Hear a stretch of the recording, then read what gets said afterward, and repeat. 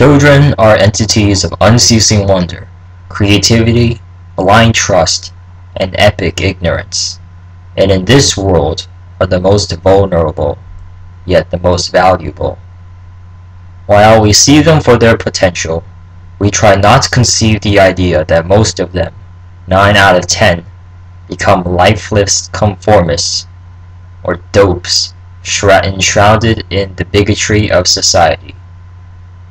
The question, where do people get their morality from, enters the minds of most religious and even non-religious groups.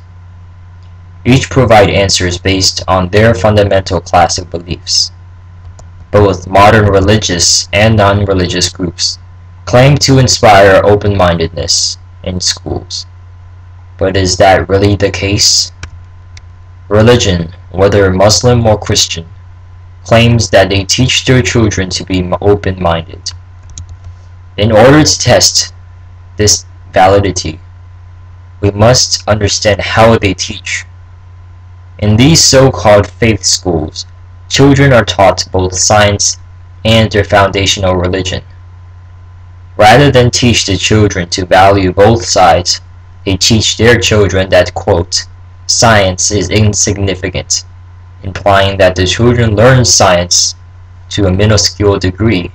However, we will focus on our religion to be the undeniable truth. The living legend, Richard Dawkins, investigated this case as he visited a Muslim country. There he asked the children if any of them believed in evolution. The children replied, "If we are apes, why are there still apes around?" clearly showing their lack of critical understanding. A girl replied that their religion referred to the Quran as having scientific answers well before science discovered them.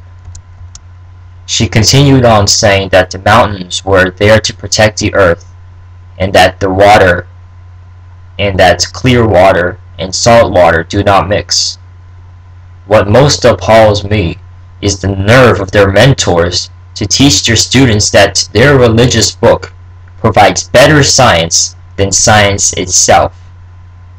It's clear that when religious schools say, "We teach students to be open-minded," that they forget to include "my religion" only.